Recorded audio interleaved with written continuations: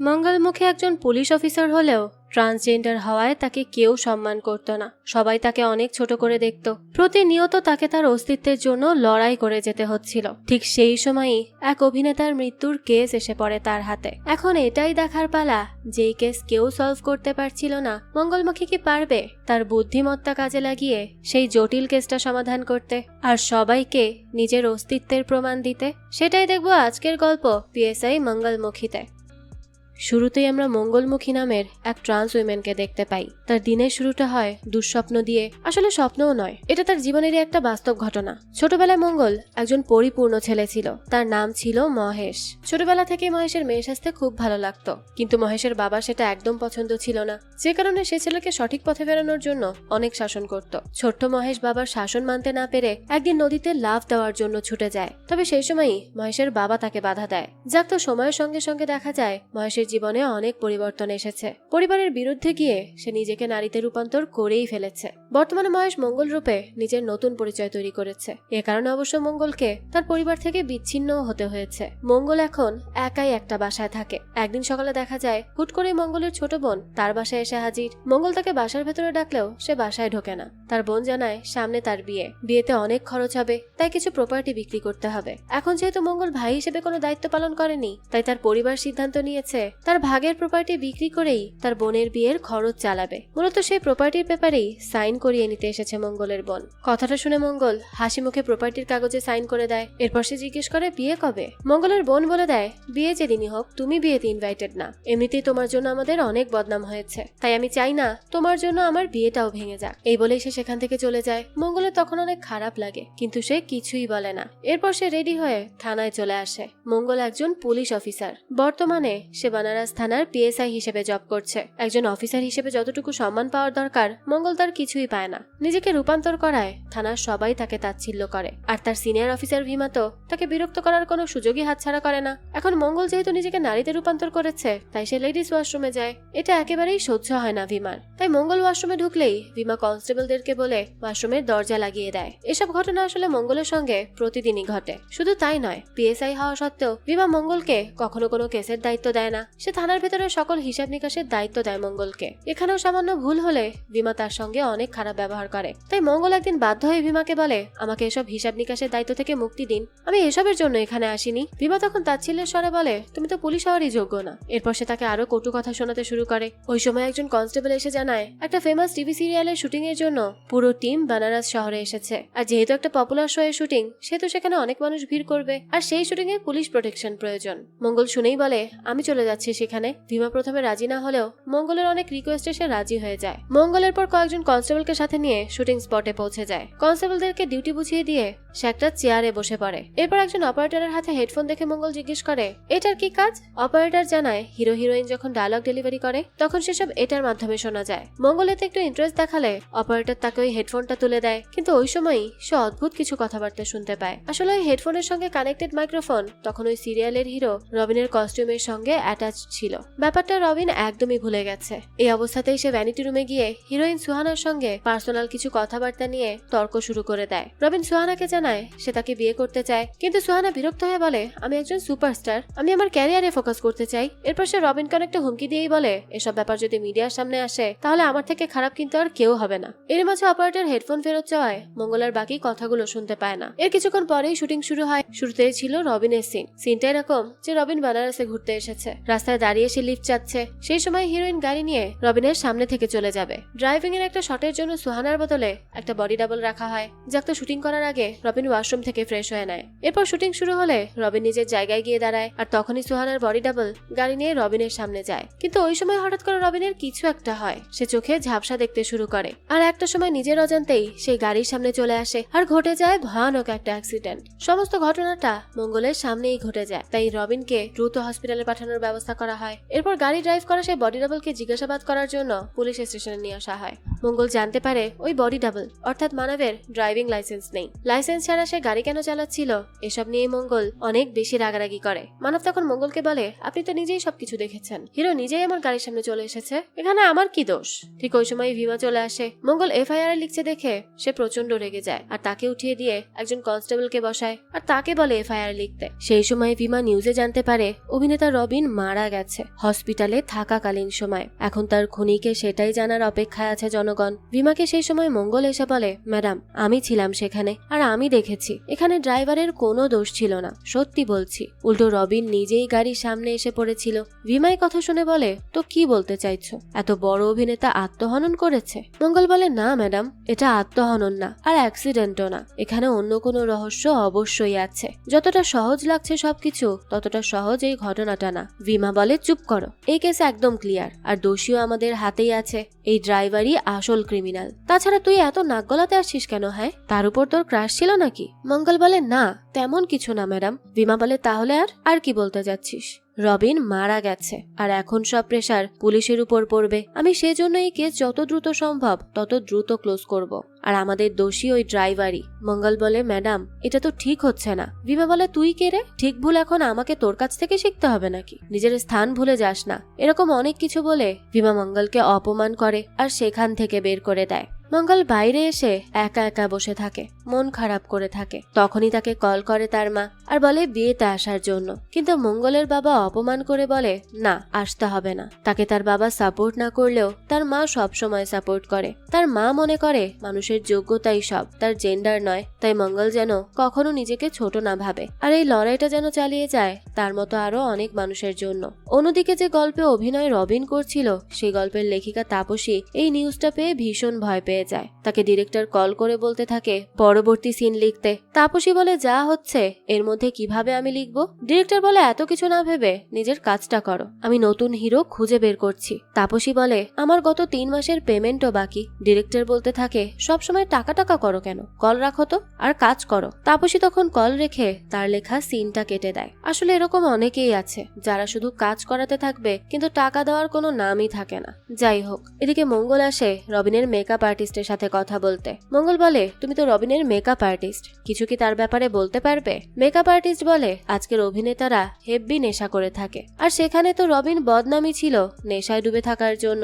আর একজন মঙ্গলকে জানায় 12 ঘন্টা কাজ করবে, ঘুমাবে না, তাহলে তো এমনটা হবেই, স্বাভাবিক না? আমি নিজেই এখন খুব বিরক্ত এই নিয়ে। তারা কথা বলছিল তখনই সেখানে ডিরেক্টর আসে আর এসে মঙ্গলকে বলে, কেন আপনি আমার আর আপনার সময় অপচয় করছেন? আমি তো বলেছি এটা একটা দুর্ঘটনা ছিল। আমি কেন?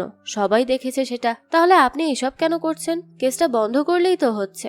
যদি আপনি আমার কথা না শোনেন তাহলে কিন্তু আমাকে কল করতে হবে আপনার সুপিরিয়রের কাছে। মঙ্গল পরে আর কথা না বাড়িয়ে সেখান থেকে চলে যায়। সে আসে সরকারি অফিসারদের কাছে তার জেন্ডার আইডেন্টিটি চেঞ্জ করতে, কারণ এখনো সব সার্টিফিকেটে আছে মেল লেখা। তাই তার বেশ সমস্যা হচ্ছে। যদি মেল থেকে ফিমেল করা যায় তাহলে ভালো হতো। অফিসার তখন বলে, তুমি যে মেয়ে সেটার প্রমাণ কি? মঙ্গল বলে, এই যে এখানে সব কাগজপত্র আছে আমার মেডিকেল ট্রিটমেন্টের। আমি ইতিমধ্যেই সম্পূর্ণ মেয়ে হয়ে গেছি, শুধুমাত্র বাকি আছে হরমোন ট্রান্সফার ট্রিটমেন্টটা। তবে হ্যাঁ, ওইটারও আমি শেষ স্টেজে আছি। অফিসার বলে, এরকম সার্টিফিকেট আমিও বানাতে পারবো টাকা দিয়ে। আপনি প্রমাণ দিন, কাপড় খুলে প্রমাণ দিন যে আপনি মেয়ে। কি দিতে পারবেন? এবার এরকম বাজে কথায় মঙ্গলের খুবই রাগ হয় আর পরে সে দরজা লক করে আচ্ছা মতো মারধর করে সেখান থেকে চলে আসে।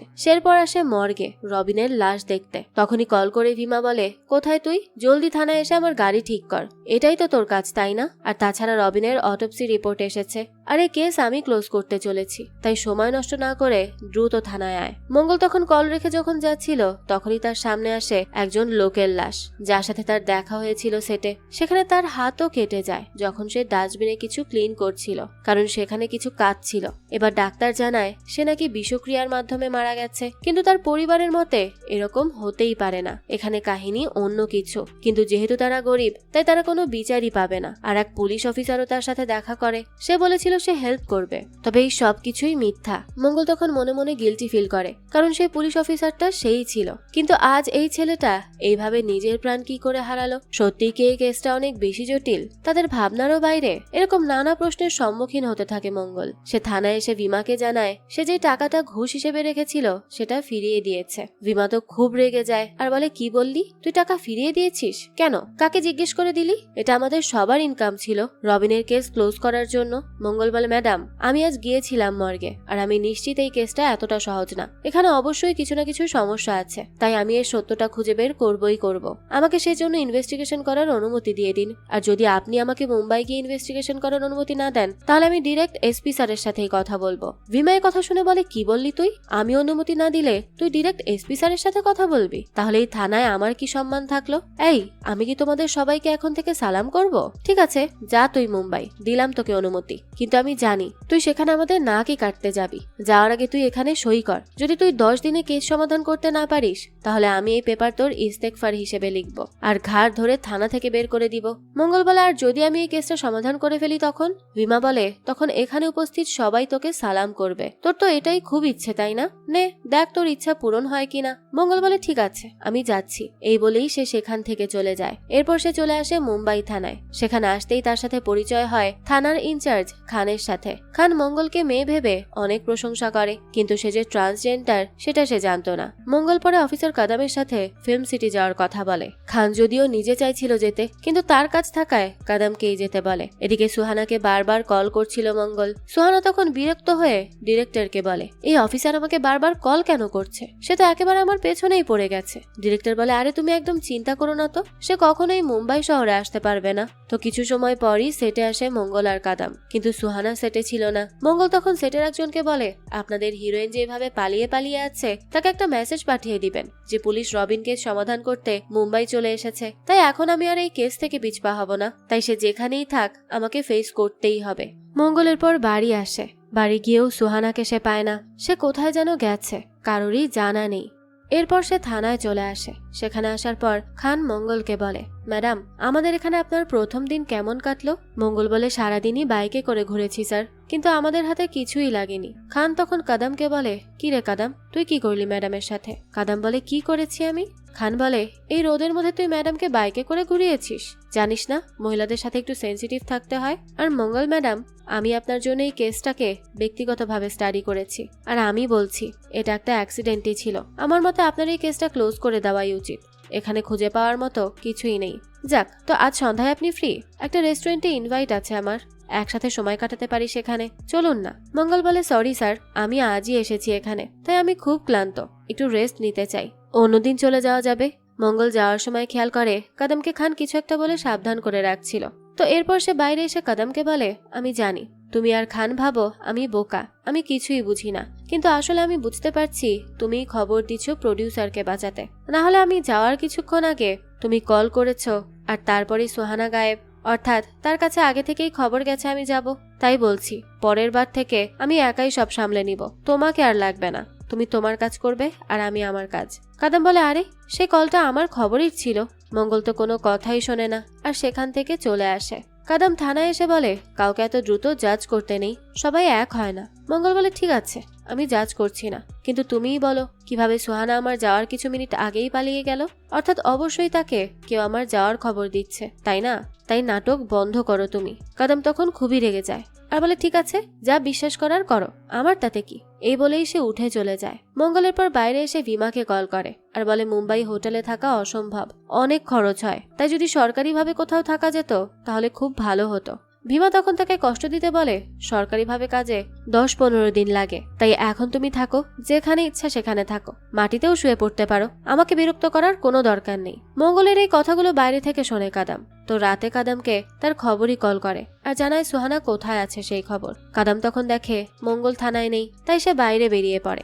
বাইরে গিয়ে দেখে মঙ্গল বসে বসে ঘুমাচ্ছে। কাদাম তখন বলে, খবর পেয়েছি সোহানা কোথায় আছে, তাই ব্যাগ এখানেই রেখে আগে আমার সাথে চলো। মঙ্গল আর কাদম তখন একটা পার্টিতে আসে আর সেখানেই সুহানাকে পেয়ে যায়। সুহানা তো তাদের দেখেই পালাতে থাকে আর একটা গাড়িতেও রিকোয়েস্ট করে উঠে পড়ে, কিন্তু ফাইনালি তাকে মঙ্গল আর কাদম ধরেই নেয়। থানা আনার পর সুহানা হয়ে যায় পাগল, তার তো মাথা খারাপ হয়ে যায়। সে এতই উত্তেজিত হয়ে পড়ে যে মাথায় বন্দুক তাক করে আর বলে, তোমরা আমাকে এখানে ধরে এনেছো অভিযোগে সাইন করাতে, আমার ক্যারিয়ার নষ্ট করাতে।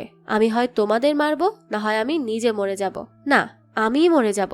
এইসব সহ্য করার থেকে মরে যাওয়াই ভালো। মঙ্গল কাদম সবাই তাকে রিকোয়েস্ট করে বন্দুক নামাতে, নাহলে যে কোনো সময় কোনো বিপদ হয়ে যেতে পারে। কিন্তু সুহানা তো মাদকাসক্ত ছিল, তাই তার মাথায় কাজ করছিল না। সে কারো কথাই শুনতে চায় না। তখনই সেখানে প্রডিউসার আর খান চলে আসে। খান এসেই বলে, আমি এই থানার ইনচার্জ, আমি আপনাকে কথা দিচ্ছি, কেউ কিচ্ছু জিজ্ঞেস করবে না আপনাকে। প্লিজ আপনি বন্দুকটা আমাকে দিয়ে দিন আর একটু শান্ত হন। সুহানা পরে বন্দুকটা দিয়ে শান্ত হয়। খানের পর সবাইকে বকাবকি করে আর বলতে থাকে, জানো তার কত ফলোয়ার আছে? আজ যদি থানার মধ্যে তার কিছু হয়ে যেত তাহলে এখানে যতজনের ইউনিফর্ম আছে সবার ইউনিফর্মই চলে যেত, সবাই সাসপেন্ড হয়ে যেত। বুঝতে পারলে কিছু? আর কে আমার অনুমতি ছাড়া তাকে ধরতে গিয়েছে? কাদম আর মঙ্গল বলে, তারা খবর পেয়েছিল সুহানা পার্টিতে আছে, তাই তাকে নিয়ে এসেছে শুধুমাত্র প্রশ্ন করার জন্য। খান বলে, তো আমার অনুমতি ছাড়া কিভাবে গেলে তোমরা? মাথা কি খারাপ তোমাদের? এরকম অনেক কথা বলে খান মঙ্গলকেও বোকা বানাতে থাকে, কিন্তু মঙ্গল তো তার কথায় অটল। সে বলে, লোকাল পুলিশ তাকে ধরেছে, তাই বয়ানে তাকে সাইন করতেই হবে। এবার জোর করে মঙ্গল সাইনটা নিতে চলে আসে। প্রডিউসার তখন কল করে তাপসী রাইটারকে আর বলে, সুহানা এখন অসুস্থ হয়ে পড়েছে, তাই আমাদেরকে ট্র্যাক বদলাতে হবে। এমন কিছু লিখে দাও যেখানে হিরো হিরোইন কেউ থাকবে না। তাপসী এই কথা শুনে বলে, আরে স্যার কি বলছেন এসব? হিরো হিরোইন ছাড়া আবার কোনো গল্প লেখা যায় নাকি? প্রডিউসার বলে, পারবে পারবে, তুমি সব পারবে, করে ফেলো তো। তোমার লেখার জন্যই তো আজ আমাদের শো নাম্বার 1-এ আছে, তাই প্লিজ কিছু একটা করো।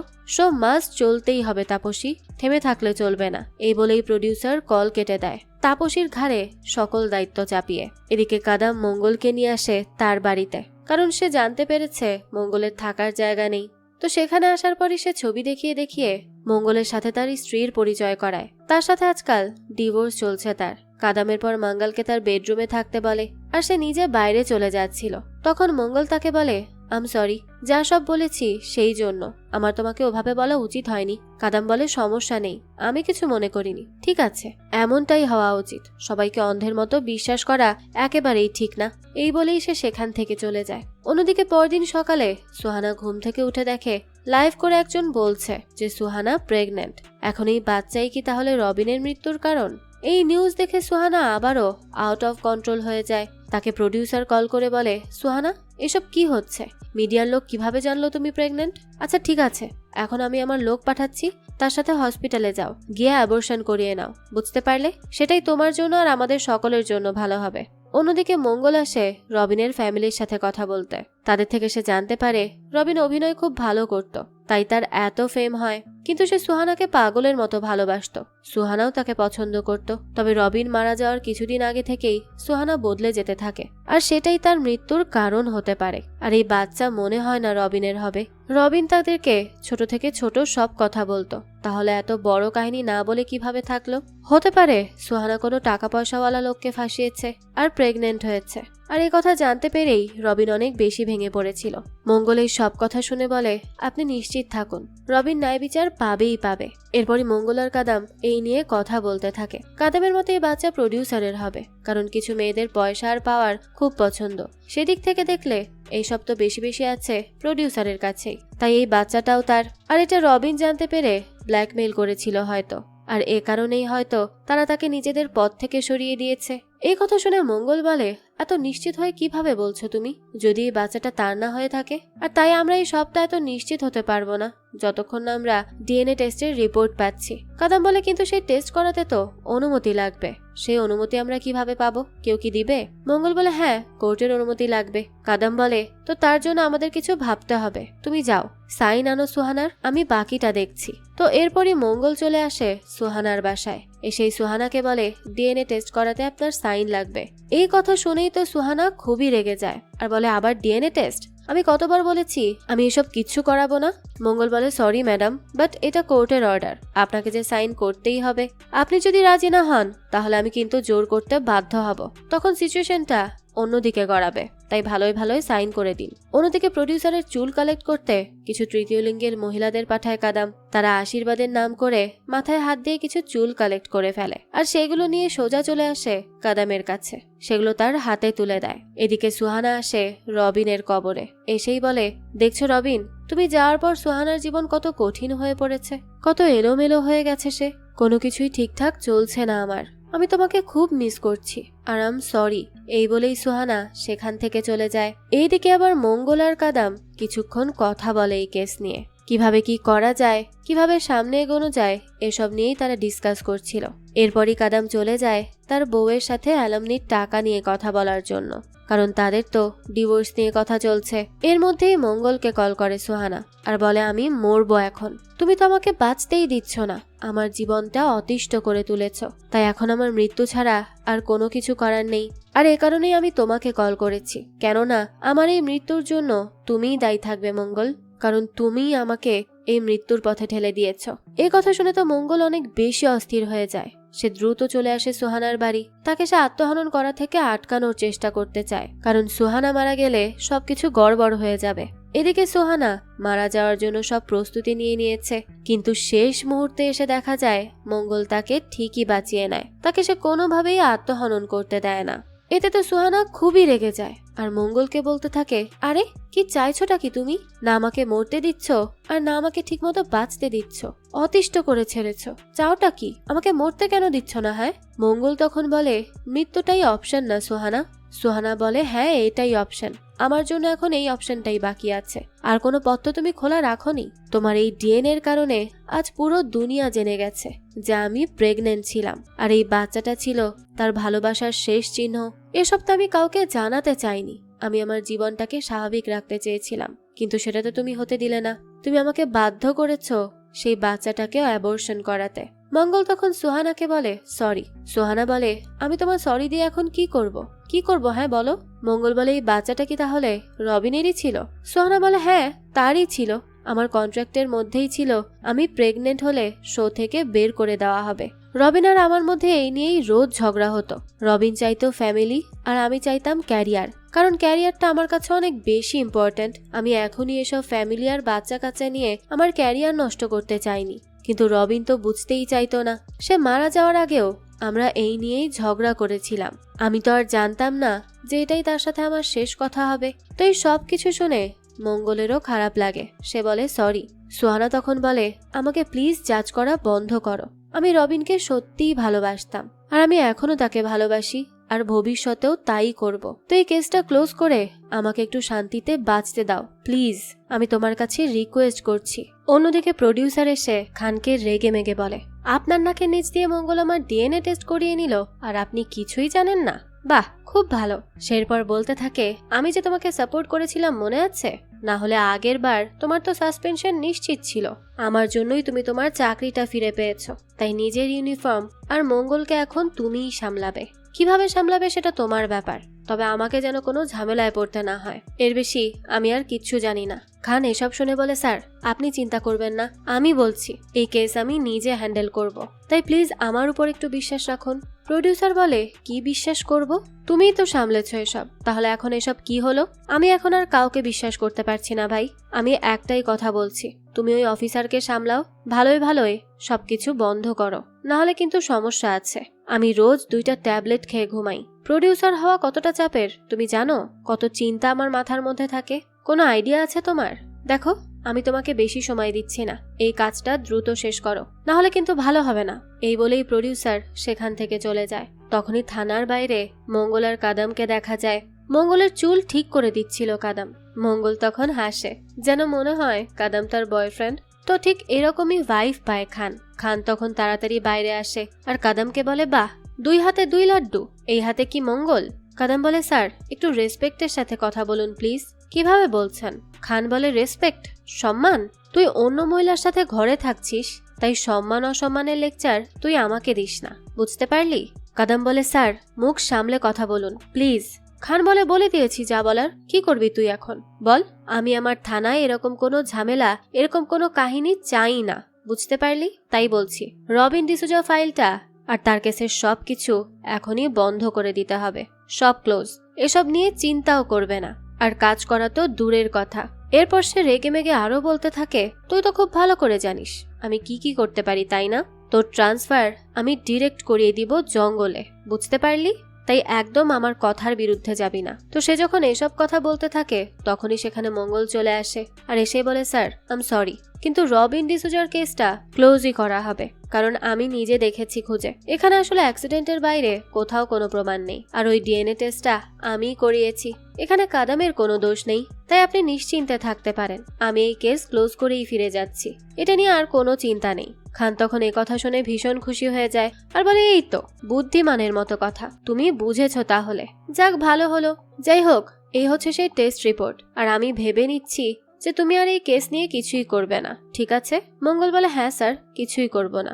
এই বলেই সে সেখান থেকে চলে যায়। এরপরই মঙ্গলের কাছে কাদাম চলে আসে আর এসেই মঙ্গলকে সরি বলে। সে বলে, আমি ভেবেছিলাম ওই বাচ্চাটা প্রডিউসারেরই হবে, কিন্তু আমার সন্দেহ তাহলে ভুল প্রমাণিত হলো। মঙ্গল বলে, সরি তো আমার বলা উচিত, আমি তোমার সমস্যাটা না বুঝেই, তোমার সমস্যা না জেনেই তোমাকে এই কেসে ইনভলভ করেছি, আমারই এসব উচিত হয়নি, আমার জন্য তোমাকে কত কথা শুনতে হলো। কাদাম বলে, আরে সে ঠিক আছে, বাদ দাও তো, এখন আগে লাড্ডু খাও। মঙ্গল বলে, দেখো আমি বাড়ি ফিরে যাচ্ছি, এখানে কিছুই নেই, আমি আমার জেদের টানে এত দূর এসেছিলাম, কিন্তু কতদিন এটাকে এভাবে টানবো বলো তো? আর হবে না কাদাম, এই কেসে কিচ্ছু নেই খোঁজার মতো, তাই আমি চলে যাব ভেবেছি। কাদাম এসব শুনে বলে, এভাবে বলো না মঙ্গল, প্লিজ চলো, আমরা আরো একবার খুঁজে দেখি, কিছু না কিছু তো অবশ্যই মিলবে। কিন্তু না, মঙ্গল তো কোনো কথা না বলেই সেখান থেকে চলে যায়, কারণ তার আর কোনো আশা নেই। এরপরই সে বাড়ি চলে আসে, এসেই দ্রুত রেডি হয়ে নেয় বাইরে যাবে বলে, কিন্তু তখনই দেখে দরজা লক। আসলে কাদামের স্ত্রী প্রীতি বাইরে থেকে দরজা লক করে রেখেছে। এরপরই প্রীতি কল করে ডাকে কাদামকে, আর আচ্ছা মতো গালিগালাজ করতে থাকে আর বলতে থাকে, এই যে আমি বলেছিলাম না আমাদের ডিভোর্স হওয়ার আগে পর্যন্ত এই বাড়িতে অন্য মেয়ে উঠবে না, তাহলে এসব কি? হ্যাঁ, ডিভোর্স হওয়ার আগেই অন্য মেয়েকে তুলে আনলি, আজ তো সবাই দেখবে তুই কত বড় চরিত্রহীন, সবাইকে আমি তোর চরিত্রের প্রমাণ দিব, তাছাড়া সবাই তো খুব ভালো করেই জানে আমার চরিত্রের সমস্যা, কিন্তু আজ জানবে আমি খামোখা ডিভোর্স লেটার পাঠাইনি, তোর চরিত্রের দোষ আছে দেখেই পাঠিয়েছি। কাদাম এসব শুনে বলে, কি বলছো? অযথা কেন তামাশা করছো? এখানে কেউ নেই, চলে গেছে। প্রীতি বলে, তাই নাকি? এরপরে সে দরজা খুলে বলতে থাকে, এই যে তোমার হিরোইন। এরপর সে বলতে থাকে, আই তুই ভিডিও কর, আজ এটা ভাইরাল হবে। প্রীতি পরে অনেক আজে বাজে কথা বলতে থাকে, আর অ্যালিমনির টাকা দ্বিগুণ নিবে এটাও বলে দেয়, মানে এক কথায় কাদামকে যা ইচ্ছা তাই বলতে থাকে, একভাবে অপমান করতে থাকে। এসব দেখে মঙ্গলের ভীষণই খারাপ লাগে, তাই সে কাদামের সাপোর্টে কথা বলতে যায়, কিন্তু প্রীতি তো তার কোনো কথা না শুনেই সেখান থেকে চলে যায়। মঙ্গলকে তখন কাদাম সরি বলে, কারণ তার জন্য তাকে এত অপমান সহ্য করতে হলো, এত বাজে বাজে কথা শুনতে হলো। মঙ্গল বলে, আচ্ছা সমস্যা নেই, তাছাড়া আজকে ট্রেনও চলে গেছে, আমাকে কাল যেতে হবে, এছাড়া আর কোনো উপায় নেই। যাক, এরপরই কাদাম ড্রিঙ্ক করতে বসে আর বলে, আমার এই জীবনে একমাত্র এটাই সাহারা, আমার জীবনের সমস্যার কোনো শেষ নেই, বিয়ে করলাম, স্ত্রীকে ভালোবাসলাম, কিন্তু সে কি করলো? সে শেষ পর্যন্ত টাকার জন্য একটা দোকানির সাথে পালিয়ে গেল, এটা কি কোনো জীবন? আর এখন এসে আমাকে উল্টো কত কথা শুনিয়ে গেল। আসলে এ কারণেই আমি সারাটা দিন কাজ করি আর বাড়ি এসে ড্রিঙ্ক করে নিজের জীবন পার করি, নাহলে এই সবকিছু আমার মাথা কুড়ে কুড়ে খায়। মঙ্গল বলে, এটাকে কি বেঁচে থাকা বলে? কখনোই বলে না, এইভাবে বাঁচা যায় না, এটা কোনো জীবন না, তোমার তো পুরো জীবনটাই পড়ে আছে এখনো, তাহলে কেন তুমি শুধু শুধু এসব করে তোমার জীবনটা নষ্ট করছো? তুমি যদি অন্যের জীবনের সমস্যার কথা শোনো তাহলে কিছু বুঝতেই পারবে না যে তাদের সাথে এইসব কি হচ্ছে। কাদাম এটা শুনে বলে, কেন বুঝবো না? কেন সবার মনে হয় আমি বুঝবো না? আমি তুমি আসার পর অনেক খুশি ছিলাম জানো, কিন্তু এখন তো তুমিও চলে যাবে, আমার জীবনটা আবারও আগের মতো অর্থহীন হয়ে পড়বে। এরপরই সে মঙ্গলকে বলে, প্লিজ মঙ্গল চলে যেও না, এই বলেই সে তাকে জড়িয়ে ধরে। মঙ্গল তখন বুঝতে পারে তার মতো হয়তো বা কাদামও তাকে পছন্দ করতে শুরু করেছে, কিন্তু কাদাম তো তার সত্যিটা জানেই না, আর যদি সে সত্যি জানতে পারে তখন কি সে পারবে মঙ্গলকে তার মতো করে মেনে নিতে? এই সব কিছু ভেবে মঙ্গল আজ কাদামকে তার সত্যিটা বলেই দেয়। মঙ্গল জানায়, আমি 3 বছর আগে ছেলে ছিলাম, আর গত 3 বছর ধরে আমি ছেলে থেকে মেয়ে হওয়ার ট্রান্সফরমেশন ট্রিটমেন্ট নিচ্ছি, আমি এখন একজন ট্রান্সজেন্ডার, বুঝতে পেরেছো তুমি? এই কথা শোনার সাথে সাথেই তো মঙ্গলকে কাদাম ছেড়ে দিয়ে চলে যায়, আর মঙ্গলও সেখানে দাঁড়িয়ে খুব কাঁদতে থাকে। আর এদিকে সারা রাত কাদাম ড্রিঙ্ক করে ঘুমিয়ে পড়ে। পরদিন সকালবেলা উঠেই মঙ্গলের রুমে আসে সে। সেভাবে মঙ্গল হয়তো বাথরুমে। তাই কাদাম বাইরে দাঁড়িয়ে বলে, সরি মঙ্গল, আমি যখন জানতে পারলাম তোমার এই সত্য, তখন আমি সত্যিই কনফিউজড হয়ে শকড হয়ে গিয়েছিলাম। হুট করে এই সবকিছু শুনে বুঝতেই পারছিলাম না কি বলবো, কিভাবে রিয়াক্ট করলে ঠিক মনে হবে। তাও আমার ওইভাবে রাতে চলে যাওয়াটা একেবারেই উচিত হয়নি। তবে আমি একটা কথা বলে রাখছি, আমি কিন্তু অন্য সবার মতো ভাবি না। আমি মানুষকে মানুষই ভাবি। তার জেন্ডার কি ছিল আর কি আছে এই নিয়ে আমার কোনো মাথা ব্যথা নেই, বিশ্বাস করো। তাছাড়াও তুমি তো আমার বন্ধুও, তাই না? আমি আর তুমি একসাথে থাকার পর, কথা বলার পর অনেক কিছুই অনেক সহজ হয়ে গেছে মঙ্গল। সে এত কথা বলার পরও মঙ্গলের কাছ থেকে কোনো উত্তর আসছিল না। তাই সে বলতে থাকে, মঙ্গল প্লিজ কথা বলো, কিছু তো বলো। কিন্তু তারপরেও কোনো সারা শব্দ পায় না সে। তখন সে দরজা খুলে দেখে সেখানে তো মঙ্গল নেই, কল থেকে এমনি এমনি পানি পড়ছে। এটা দেখে কাদাম বুঝতে পারে সে ওঠার আগেই মঙ্গল তার ঘর থেকে চলে গেছে। এসব দেখে তার খুবই খারাপ লাগে। এদিকে মঙ্গল আসে রবিনের কবরে। সেখানে এসেই দেখে তাপসীও এসেছে। মঙ্গল তখন তাকে জিজ্ঞেস করে, কে সে? তাপসী বলে সে রবিনের একজন বড় ফ্যান ছিল। এই বলেই সে সেখান থেকে চলে যায়। মঙ্গলের পর রবিনের কবরে গিয়ে বলে, সরি রবিন, আমি খুব ভালো করেই জানি তোমার মৃত্যুটা কোনো অ্যাক্সিডেন্ট ছিল না, এটা তো একটা পরিকল্পিত মার্ডার ছিল। কিন্তু আমি তোমার ন্যায় বিচার তোমার পর্যন্ত পৌঁছাতে ব্যর্থ হয়েছি। আমাকে পারলে প্লিজ মাফ করে দিও। আমি তোমাকে তোমার ন্যায় বিচার এনে দিতে পারলাম না। তখনই মঙ্গলের কাছে মেসেজ আসে, আর পাশেই মঙ্গল একটা ব্যাগ দেখতে পায়। তাই সে সেটা সাথে নিয়ে চলে যায়। থানায় আসার পর মঙ্গলকে কাদাম অটোপসি রিপোর্ট দেখায়, যেখানে দেখা যায় সাপের বিষের কারণে রবিন মারা গেছে। মঙ্গল এসব দেখে শুনে বলে, কিন্তু আমি তো তার বডিতে সাপে কাটার মতো কিছু পাইনি। কিছু তো আছে যা আমাদের চোখের সামনেই রয়েছে, কিন্তু আমরা দেখতে পাচ্ছি না। এবার কাদাম আর মঙ্গল আবারও বসে পড়ে সার্চ করতে, আর কাজের ফাঁকে ফাঁকে তারা একে অপরকে আরো একবার দেখে নেয়। বোঝাই যায় দুজন দুজনকে বেশ পছন্দ করে ফেলেছে। এবার শুধু মুখে প্রকাশ করার পালা, যা তারা এখনো করতে পারছে না। তো এরপরই তারা একজন লোকের কাছে আসে যে সাপ সম্পর্কে বেশ কিছু তথ্য জানে। সেই লোক জানায় এটা তো অসম্ভব যেই সাপ নিজ মুখ দিয়ে কামড়েছে, তবে এইটা সম্ভব যে বিষটা কেউ কালেক্ট করে সে লোকের বডিতে দিয়েছে। আর এমনটা হলে মানুষ 6 থেকে 7 ঘন্টা নেশার ঘরে থাকে, আর তারপরই হুট করে মারা যায়। মঙ্গল এই কথা শুনে বলে, আচ্ছা তাহলে সেই জন্যই হয়তোবা সেদিন শুটিং চলাকালীন সময়ে রবিন চোখে ঠিকভাবে দেখতে পারছিল না, আর সেই কারণেই ভুলে সে গাড়ির সামনে চলে আসে, আর তখনই অ্যাক্সিডেন্টটা হয়। কাদাম বলে, কিন্তু স্যার এই সাপের বিষ এত ভয়ঙ্কর যেহেতু, তখন এটা এত সহজে মানুষ কিভাবে পেল? লোকটা জানায় পাওয়া যায়, কিছু বড় কোম্পানিতে পাওয়া যায়। তবে এরকম সাপ একটা নির্দিষ্ট কমিউনিটি লালন পালন করে, আর তাদের বডিতে সেই সাপের ট্যাটু আঁকা থাকে। আমি জানি এমন এক কমিউনিটিকে। তো এরপর দেখা যায় তাপসীর বডিতেও সেম ট্যাটু আঁকা আছে। তার মানে হয়তোবা সেও ইনভলভ এই মার্ডার কেসের সাথে। তো মঙ্গল আর কাদামের পর সিসি ক্যামেরা ফুটেজ চেক করে, আর দেখে সেদিন বাথরুমে যাওয়ার আগে রবিন একটা বোতল ফেলে যায়। সে আসলে মাদক নিত, আর এই মাদকের বোতলেই স্টাফ ছেলেটার হাত কেটে যায়। আর এ কারণেই পরদিন রবিনের সাথে সাথে সে নিজেও মারা যায়। মঙ্গলের মতে এই বোতলেই আসলে বিষটা ছিল, আর সে কারণেই এই ছেলেটার মৃত্যুও সাপের বিষের কারণে হয়েছে ডাক্তার জানায়। তবে এখন এইটা জানতে হবে যে এই বোতল আসলো কোথা থেকে, আর কেই বা দিয়েছিল এটা রবিনকে। এদিকে তখন কিছু ছেলে মেয়ে বল খেলতে থাকে, আর তখনই জানালা ভেঙে সেটা গিয়ে পড়ে তাপসীর ঘরে। বাচ্চাগুলো তাকে খুব ভয় পেত, তাই বলটা আনার সাহস পর্যন্ত করতে পারে না। এদিকে কাদাম তার ফ্রেন্ডকে কল করে বলে 3টা নাম্বার থেকে রবিনের কাছে সেদিন কল এসেছিল, তার সেই ডিটেলসটা চাই। কাদামকে তখন তার বন্ধু সেই নাম্বারের লাস্ট লোকেশন বলে দেয়। এদিকে তাপসী তার সেই সাপগুলোকে পছন্দের খাবার দিয়ে যায়, অর্থাৎ সে সত্যি সত্যি এইরকম বিষাক্ত সাপ লালন পালন করে থাকে। এদিকে খানকে ভিমা কল করে আর বলে, মঙ্গল আসলো না কেন? খান জানায় আসবে কিভাবে, সে তো চলে গেছে। তাছাড়া তাকে আজে বাজে নামে কেন ডাকে ভিমা? মহিলা হিসেবে মঙ্গল দেখতে শুনতে বেশ ভালোই, খান মেয়ে চিনতে ভুল করে না। ভিমা তখন এই কথা শুনেই হেসে ঠাট্টা করে ওঠে আর বলে, আরে খান সাহেব, আপনি যাকে মহিলা ভাবছেন সে কিছু বছর আগেও ছেলে ছিল। ছেলে, সে হচ্ছে একজন ট্রান্সজেন্ডার, অপারেশন করিয়ে মেয়ে হয়েছে, তাই তাকে মেয়েদের মতো সম্মান দিয়ে বোকা হবেন না। এই বলেই সে কল রেখে দেয়। খান তো এবার বেশ লজ্জায় পড়ে যায়, কারণ সে তো বুঝতেই পারেনি এসব কিছু। এদিকে মঙ্গল কাদামকে বলে, কালকের দিন খুব একটা সহজ হবে না, হয় আমরা জিতবো আর না হয় আমার ইস্তেগফার হবে। কাদাম এটা শুনে বলে, মানে? মঙ্গল বলে, মানে আর কি, ভিমা ম্যাডাম আমার সাইন রেখে দিয়েছেন, 10 দিনের সময় দিয়েছিলেন, এর মধ্যে কেস সমাধান না করতে পারলে আমাকে জব ছাড়তে হবে। কাদাম এই কথা শুনে বলে, আমরা চেষ্টা করলে ঠিকই পারবো, তুমি আস্থা হারিও না।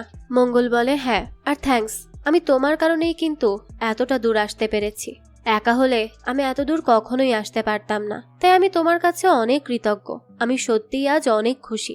এরপরই আবার দেখা যায় খান মঙ্গলকে ডেকে নেয় আর তাকে অনেক বেশি হ্যারাস করতে থাকে। প্রথম দিন তো মঙ্গলকে নিয়ে সে কত প্রশংসাজনক কথাবার্তা বলেছিল, আর আজ সে উল্টো মঙ্গলকে অনেক অপমান অপদস্থ করে। সে যে ট্রান্সজেন্ডার এই নিয়ে অনেক উপহাস করে। তাহলে বুঝতেই পারছেন খান সাহেব কতটা ভালো মানুষ। লোকটা আসলেই সুবিধার না। তো সে মঙ্গলকে এটা ওটা বলতে বলতে পরে তাকে তার সাথে থাকার অফার করে, কারণ সে নতুন কিছু ট্রাই করতে চায়। বুঝুন এই লোকটা কতটা নোংরা। মঙ্গল তখন এসব শুনে বলে, এটা যে আপনি করলেন এটাকেও কিন্তু ক্রাইম হিসেবে ধরা হয়, আর আপনি চিন্তা করবেন না, আমি রবিনকে ন্যায় বিচার দিয়ে তবেই ফিরব। মঙ্গল এতদিন চুপ করে থাকলেও এখন আর সে চুপ থাকে না, কারণ আর না, অনেক হয়েছে। সেও মানুষ, তারও কষ্ট হয়, তাই সে আবার উচিত কথা বলতে থাকে। আর খান সাহেবকে বলে, চিন্তা করবেন না, আপনার ইউনিফর্ম খোলার জন্য শুধু অ্যাকশনের অপেক্ষা, বুঝতে পারলেন? খান তখন বলে, অ্যাকশন তো আমিও নিতে পারি, বাইরে সবাইকে সত্যিটা বলে। দেখা যায় খান সত্যিটা বলার আগে মঙ্গল নিজেই থানার সবাইকে জানিয়ে দেয় যে সে একজন ট্রান্সজেন্ডার। সে তার ফ্যামিলির সাথে সমাজের সাথে লড়ে তবেই আজকের মঙ্গলমুখী হয়েছে। তার শুধু একটাই রিকোয়েস্ট, যে তাকে যেন তারা শুধু বাঁচতে দেয়, তার আর কিছু চাওয়ার বা পাওয়ার নেই। মঙ্গল এই কথা বলে যাওয়ার পরই থানার সবাই খুব হাসাহাসি করছিল তাকে নিয়ে। খানও এসে তাদের সাথে যুক্ত হয় আর মঙ্গলকে নিয়ে আরো বেশি ঠাট্টা করতে থাকে, তাকে অনেক নিচু করে কথা বলতে থাকে। কিন্তু কাদামের আবার এগুলো একেবারেই ভালো লাগছিল না। সে মঙ্গলের পরিস্থিতিটা বুঝতে পারছিল, কিন্তু পরে সবাই মিলে কাদামকেও আজে বাজে কথা বলে যে সে একটা ট্রান্সজেন্ডারকে পছন্দ করেছে। কাদাম তখন এসব শুনে সোজা চলে আসে মঙ্গলের কাছে আর তাকে বলে আজ থেকে আর সে তার সাথে কাজ করবে না, এখন থেকে মঙ্গল যা করার একা একাই করবে। এদিকে মঙ্গল সেই ব্যাগটা থেকে বের করে তাপসীর লেখা স্ক্রিপ্ট। অন্যদিকে তাপসী তার সাপের থেকে জিহ্বাতে বিষ নেয়। তার মানে হলো সে অল্প পরিমাণে এভাবে বিষ সেবন করে নেশা করে থাকে, আর অতিরিক্ত নিলে তবেই কেউ মারা যায়, কিন্তু পরিমাণ মতো নিলে এক্সট্রিম নেশা হয়, যা অন্য সব মাদকের থেকে একেবারে অন্যরকম ফিল দিয়ে থাকে। তার জন্যই তাপসী এগুলোকে লালন পালন করে। তখন দেখা যায় তাপসীকে কল করে মঙ্গল আর জানায় তার ব্যাগটা তার কাছে আছে, কি করবে সে। তাপসী বলে, ও আমি আসছি, আমি নিয়ে যাব। তাপসী আসার পরই তাকে প্রেরণা নামে ডাকে মঙ্গল। তাপসী এই কথা শুনে বলে, তার নাম প্রেরণা নয়। মঙ্গল বলে, কিন্তু স্ক্রিপ্টে তো সেটাই লেখা আছে, আর আপনি রাইটার হয়ে ফ্যান বললেন কেন? তাপসী বলে, আমি রাইটারও আর ফ্যানও, রবিনের ফ্যান। ঠিক আছে, এখন আসছি। মঙ্গল তখন খেয়াল করে দেখে তার পিঠে সাপের ট্যাটুটা আঁকা। এরপরই মঙ্গল চলে আসে সুহানার কাছে আর বলে, আমি শেষ একটা হেল্প চাইতে এসেছি, করবে হেল্প? সুহানা বলে, না, আমি তোমাকে কোনো হেল্প করব না। মঙ্গল বলে, করতে হবে, রবিনের জন্য করতে হবে, কারণ রবিনের মৃত্যুটা কোনো অ্যাক্সিডেন্ট নয়, বরং এটা ছিল পরিকল্পিত মার্ডার, তাই এই জন্য তো তোমাকে আমাকে হেল্প করতেই হবে। এবার মঙ্গল সুহানাকে তার সিরিয়ালের শুরুর স্ক্রিপ্ট আনতে বলে। সুহানা সেটা এনে দিলে মঙ্গল দেখে আগের স্ক্রিপ্ট আর এখনের স্ক্রিপ্ট সেম, অর্থাৎ একই মানুষের লেখা, শুধু নাম আলাদা। সুহানা বলতে থাকে এই স্ক্রিপ্ট নিয়ে রাইটারের সাথে রবিনের ফাইটও হতো। এসব শোনার পর সুহানার মাধ্যমে মঙ্গল চলে আসে সোজা তাপসীর বাড়ি আর সাথে সাথেই তার দিকে বন্দুক তাক করে আর বলে, তুমিই তাহলে রবিনকে খুন করেছিলে, তাই না? তাপসী বলে, কেন? আমি কেন আমার স্ক্রিপ্টের হিরোকে খুন করতে যাব? আমি এসব করিনি। মঙ্গল বলে, করেছ, কারণ সে তোমার লেখার ক্রেডিট নিচ্ছিল। রবিন সবসময় বলতো লেখায় শক্তি না থাকলে হিরোই তার শক্তি হয়, অর্থাৎ লেখার দাম নেই, হিরো আছে বলেই সিরিয়াল হিট হয়েছে। আর এই বিষয়টাই তোমার পছন্দ হয়নি। তুমি তাকে সোশ্যাল মিডিয়াতেও এসব নিয়ে অনেক ট্রল করেছিলে, যার কারণে রবিনের কিছু ফ্যান্সরা দাবি করে রাইটার চেঞ্জ না করলে তার আর সিরিয়ালই দেখবে না। এই নিয়ে পরে রবিন তোমাকে অনেক অপমানও করে আর বলে, যদি তুমি সিরিয়ালের থেকে না বাদ হও তাহলে সে নিজেই চলে যাবে, তাই তোমাকে বাধ্য করা হয় নিজের নাম বদলে লেখার জন্য। কি, তাই না? এজন্যই তো তুমি নামটা বদলেছ। এরপর তুমি একটা এমন ট্র্যাক লেখো যেখানে রবিন নেশা করবে আর তার মৃত্যু হবে। সেই মতনই তুমি রবিনের কাছে ইনজেকশনও পাঠাও, আর রবিন সেটা নেওয়ার পরই নেশার ঘরে চলে যায়, আর এরপরই সে অ্যাক্সিডেন্টটা করে। আর তারপরের কাহিনী তো আমরা সবাই জানি, সে সত্যি সত্যিই মারা যায়। কি, আমি ঠিক বলছি তো? এসবই তো ছিল তোমার প্ল্যান। তাপসী তখন এই সব কিছু শুনে বলে, হ্যাঁ হ্যাঁ, আমি তাকে মেরেছি, কারণ সে রাইটারদের পায়ের নখের সমান ভাবত। রাইটারদেরও একটা সম্মান আছে, কিন্তু সে আমাকে কখনো সেই সম্মান দেয়নি, সম্মান দিয়ে দুটো কথাও বলেনি। জানো, একটা ওয়েব সিরিয়াল কিভাবে শুরু হয়? রাইটারের লেখা থেকে। একজন রাইটার দিন রাত খেটে লেখে, আর সেই লেখার নায়ক নায়িকা হয় তারা, আর রাইটারের লেখা ডায়লগও বলে তারা। সেই ডায়লগ বলার পর তারা নিজেদের রাইটারের থেকেই বড় ভাবতে শুরু করে। তার কারণ মানুষজন একটা গল্পে শুধু হিরো হিরোইনকেই দেখে, কিন্তু তার আড়ালে থাকা রাইটারদের দেখে না। অথচ রাইটারদেরও তো অধিকার আছে এই সম্মান পাওয়ার, পরিচিতি পাওয়ার। তাই আমি আমার পরিচয়, আমার অধিকারের জন্য লড়েছি। তুমিও তো আমার মতনই লড়াই করছো, তাই না? আমি খুব ভালো করেই জানি তুমি মহেশ থেকে হয়েছো মঙ্গল। আমার পরিস্থিতি তো তোমার খুব ভালো করেই বোঝা উচিত। মঙ্গল এসব শুনে বলে, আমার খারাপ লাগছে তোমার কথায়, কিন্তু তাই বলে নিজের অসহায়ত্ব কোনো ক্রাইমের আড়ালে ঢাকতে নেই। এ কারণেই আমি বলছি, তুমি ভুল তাপসী। তুমি যা করেছো সেটা ঠিক করনি। কই, আমি তো আমার অস্তিত্বের লড়াইয়ের জন্য কাউকে খুন করছি না, কাউকে কষ্ট দিচ্ছি না, শুধু আমি নিজে থেকেই লড়ে যাচ্ছি। তাই তুমি যা করেছো সেটা অন্যায়। এই সময়ই দেখা যায় দুজনের মধ্যে লড়াই শুরু হয়ে যায়, আর এক পর্যায়ে তাপসী সাপের কলসটাই ভেঙে ফেলে, আর সেখান থেকে সাথে সাথে সাপ বের হয়ে কামড়ে দেয় মঙ্গলকে। তাপসী তখন এটা দেখে বলে, আর 1 ঘন্টা আছে তোর কাছে, নিজেকে বাঁচাতে পারলে বাঁচিয়ে নে, দেখি কি করতে পারিস। এ কথা বলেই তাপসী সেখান থেকে পালিয়ে যায়।